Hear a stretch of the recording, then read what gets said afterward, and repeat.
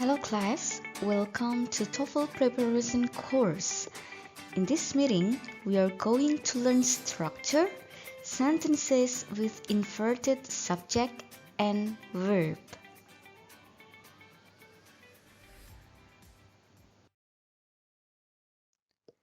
Now let's take a closer look to know what inversion or inverted subject and verb is. See the following sentences. First, Rina can sing very well. Here, you have subject Rina followed by verb can sing. Next, Bonnie was never absent in TOEFL class. The subject is Bonnie. It is in the beginning of the sentence and then followed by verb was. Last, some English novels are on the shelf. We have subject some English novels followed by verb are. So here is the normal sentence. We have subject followed by verb. Jadi untuk kalimat yang biasa kita punya susunan kata subjek diikuti oleh predikat. Rina, subjek, predikatnya can sing. Bonnie sebagai subjek diikuti oleh predikat was. And then some English novels sebagai subjek diikuti oleh predikat are. But what about the inversion or inverted subject and verb? Here, the sentence Rina can sing very well is made into a question. So it will be, can Rina sing very well? So here we have the inverted subject and verb. Di sini posisi subjek dan verbnya diganti. Verbnya ada di depan yaitu can diikuti oleh subjek Rina. Next, Bonnie was never absent in TOEFL class is made into never was Bonnie absent in TOEFL class. So we have verb was followed by subject Bonnie. Last one, some English novels are on the shelf is made into on the shelf are some English novels. Ada verb are followed by subject some English novels. So here is what is called as inversion. Inversion means reversing or inverting the normal word order. Inversi artinya kita mengubah atau membalik susunan kata yang normal.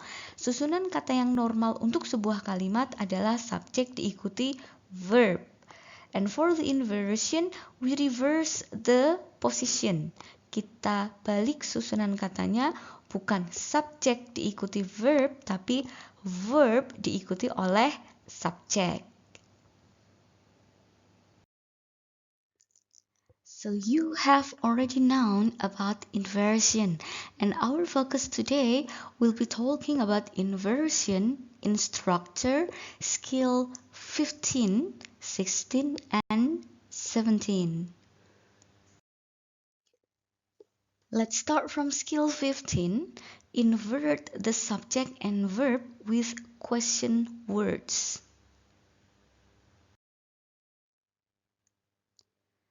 So, this is a condition when inversion occurs. Ini adalah salah satu kondisi di mana inversi terjadi ya.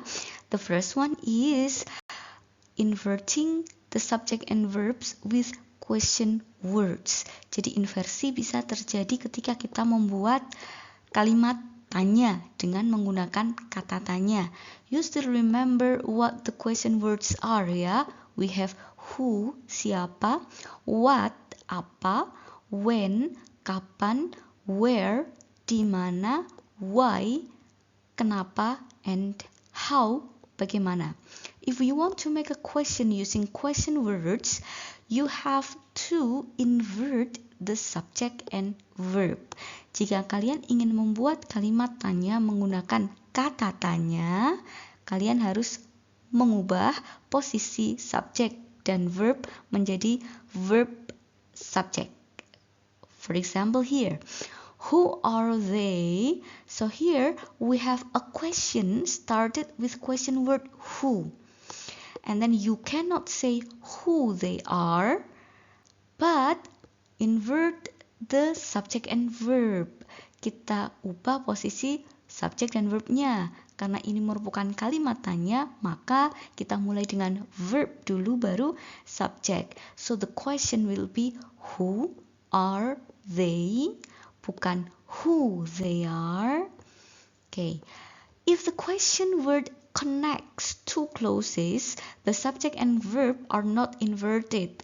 Di skill sebelumnya kita sudah mempelajari tentang noun clause ya, di mana question word bisa berfungsi sebagai konektor yang menghubungkan antara klausa satu dengan klausa yang lainnya.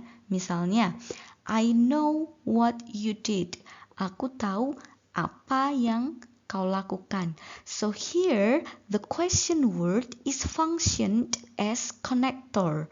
Kata tanya what berfungsi sebagai konektor yang menghubungkan klausa I know dan klausa you did. So here the subject and verb after the question word what is not inverted.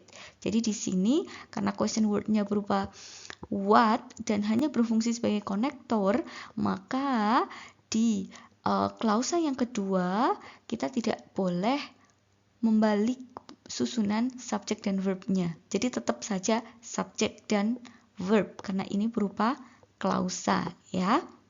Ingat, kita bisa menggunakan inversi jika question wordnya dipakai untuk membuat kalimat tanya, sehingga patternnya menjadi question word, verb, and subject.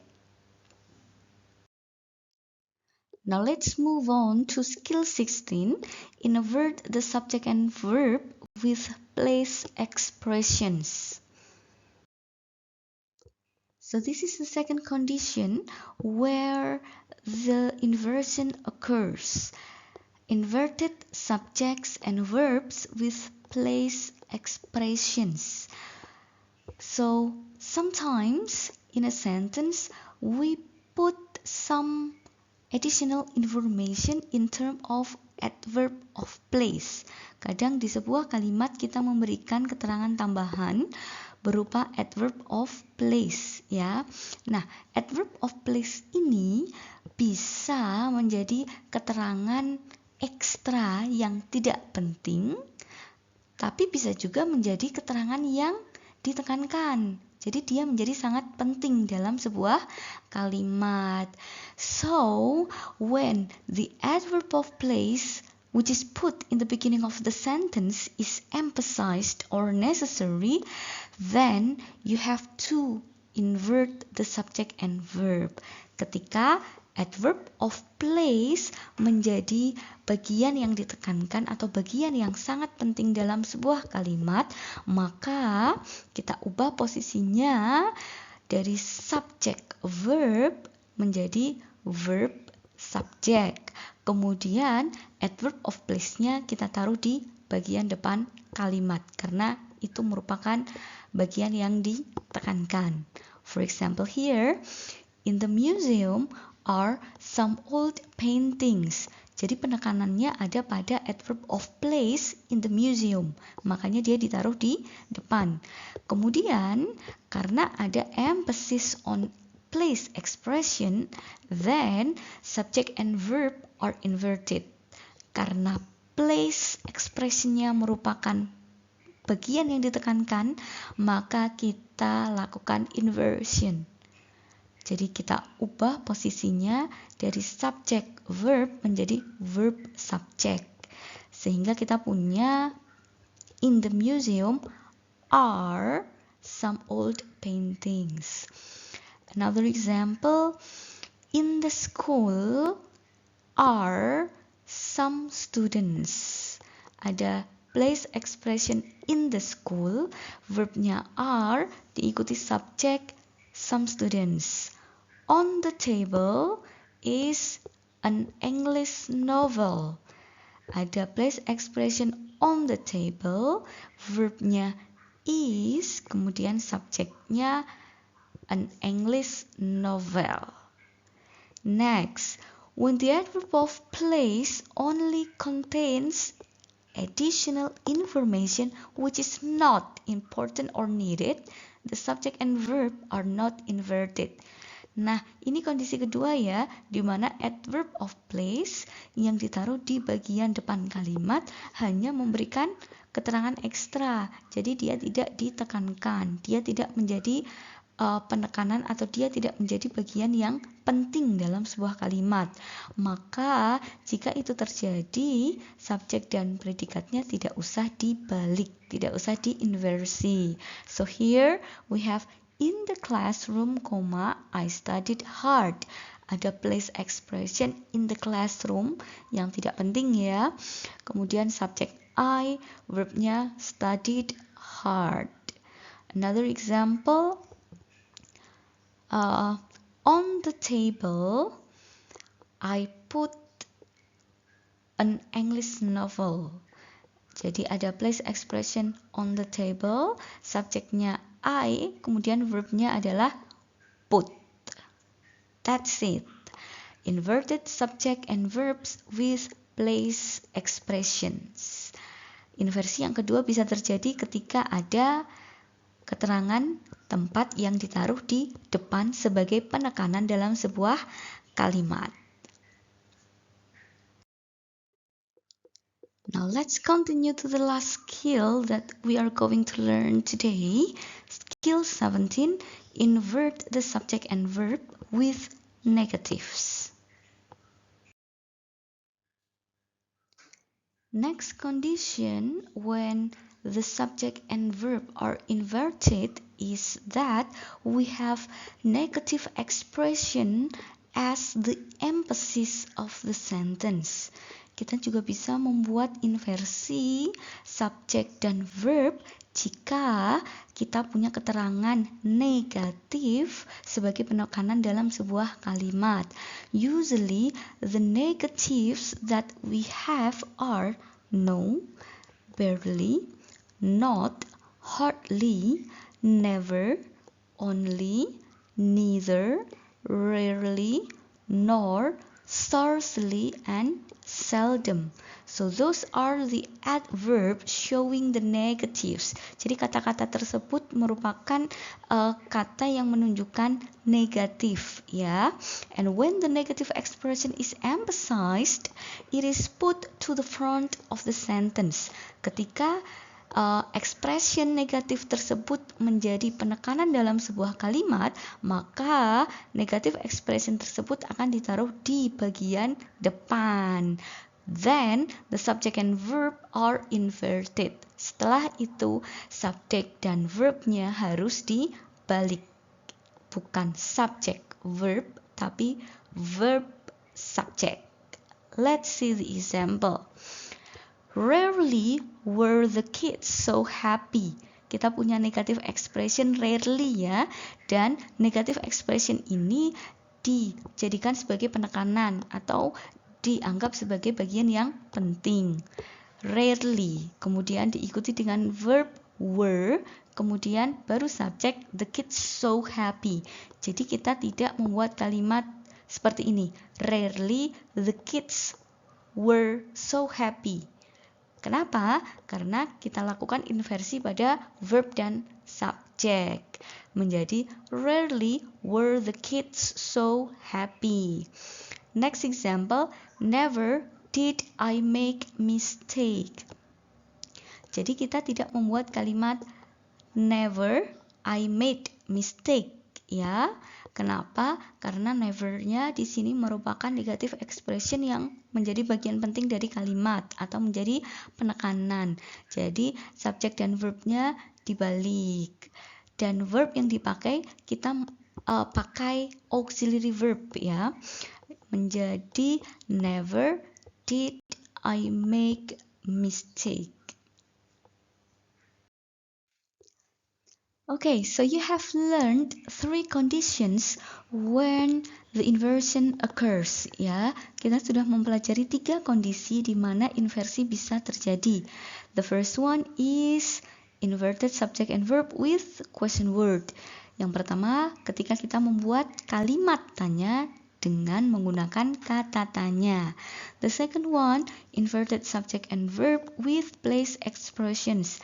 Yang kedua adalah ketika kita membuat kalimat dengan adverb of place sebagai penekanannya.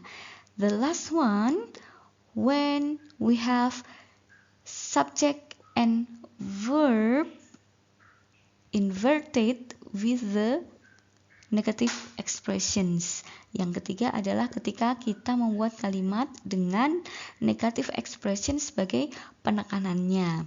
Now, let's try to do the exercise together. See the sentences, then identify whether the sentence is correct or incorrect. Inversion with question word. Did you water the flowers? How long it has been since you arrived in the US?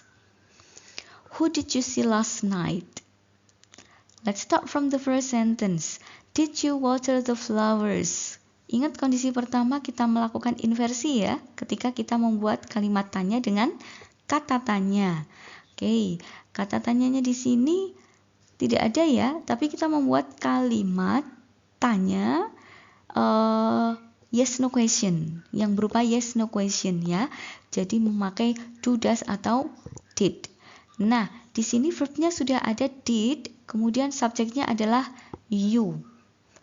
Correct patternnya sudah benar. Tapi kita lihat tanda bacanya di situ ya. Punctuationnya di situ. Tanda baca yang kita punya adalah full stop atau titik.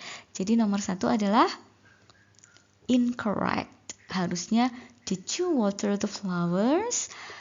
Titiknya kita ubah menjadi kita ubah menjadi tanda tanya. Next, how long it has been since you arrived in the US? No problem with punctuation ya. Sudah memakai tanda tanya. Kemudian ingat kita memakai kalimat tanya yang diawali dengan kata tanya, baru verb dan subjek. Kata tanyanya adalah how long, kemudian diikuti oleh it. It-nya adalah subjek. So, is the sentence correct or incorrect? Yes, incorrect. Harusnya diubah posisi subjek dan verbnya ya. Kalimat yang benar adalah how long has it been since you arrived in the US? Last one. Who did you see last night? No problem with punctuation ya. Sudah ada tanda baca di situ, ada tanda tanya. Kemudian ada question word who. Maka kita buat inversi bukan subject verb tapi verb subject. Oke, verbnya adalah did, subjeknya adalah you. Okay, so you can conclude that sentence number 3 is correct. Next one. Inversion with place expressions. Kita buat inversi dengan menggunakan keterangan tempat yang ditaruh di depan sebagai penekanan. Number 1. On the second floor of the parking lot are a luxurious car. Okay. Next. Down the hill is a very beautiful scenery. Last one. In the cave were a vast treasure of gems. Kita fokus pada kalimat pertama dulu. Ada place expression di situ. On the second floor of the parking lot. Kita taruh depan berarti merupakan penekanan ya. Maka kita buat inversi bukan subject verb tapi verb subject. Verbnya adalah are. Kemudian subjeknya adalah a luxurious car. Is the sentence correct or incorrect? Yes, the sentence is incorrect. Loh, posisinya sudah benar, Miss. Sudah ada verb diikuti subjek. Ya, tapi kita lihat. Ingat, Verb bergantung pada subjek. Verbnya di sini adalah are ya, yang menunjukkan kalau verbnya itu untuk plural noun. Sekarang kita sesuaikan dengan subjeknya. Apakah subjeknya memang plural? No, subjeknya singular di situ. A luxurious car. Jadi verb yang tepat bukan are, tapi kita ubah menjadi is. So the sentence will be, on the second floor of the parking lot is a luxurious car. Next one. Down the hill is a very beautiful scenery. Ada adverb of place, down the hill. Sudah benar ya, ada di depan. Kemudian ada verb is, sudah benar. Kemudian ada subjek, a very beautiful scenery. Patternnya sudah benar, verb diikuti subjek. Sekarang tinggal sesuaikan apakah verb sesuai dengan subjeknya. Verbnya adalah is, berarti subjeknya harusnya singular. Subjeknya adalah a very beautiful scenery. Diawali dengan a. Berarti kalimat ini yes, correct. Last one. In the cave were a vast treasure of gems. Preposition in ada di situ ya, menunjukkan adverb of place. Jadi kita punya adverb of place in the cave. Kemudian diikuti verb were, diikuti subjek a vast treasure of gems. Untuk pattern sudah benar ya, adverb of place diikuti verb dan subjek. Tinggal sesuaikan verb dengan subjeknya. Verbnya di sini kita punya were, berarti untuk plural nouns. Kita lihat di belakang, apakah noun atau subjeknya adalah plural? No, subjeknya adalah singular karena diawali dengan a ya. Jadi nomor 3 kalimatnya incorrect. Last one, inversion with negatives. First sentence, never the man wrote for his wife. Number 2, seldom his secretary has made mistake. And number 3, the police did not arrive in time and neither did the paramedics. We start from number 1. Never the man wrote for his wife. Kita punya adverb yang menunjukkan negatif di situ ya. Ada kata never. Sudah benar posisinya di depan, berarti di belakang never harusnya ada verb diikuti subjek. So, let's take a look. Is sentence number 1 correct or incorrect? Yes, incorrect. Posisinya salah di situ ya. Ada never, the man wrote. Subjek the man diikuti verb wrote. Kalimat yang benar harusnya never did the man write for his wife. Harusnya verb dulu did, baru subjek the man. Next, number 2. Seldom his secretary has made mistake. Ada adverb negatif seldom. Kemudian di situ diikuti subjek his secretary. Sudah tahu ya, kalimat ini incorrect karena posisinya salah. Harusnya verb dulu baru subjek. Seldom has his secretary made mistake. Last one. The police did not arrive in time and neither did the paramedics. Ada dua kalimat sebenarnya ya. Kalimat yang pertama tidak ada masalah, subjeknya the police, verbnya did not arrive. Nah, kita lihat ke kalimat keduanya. Neither did the paramedics.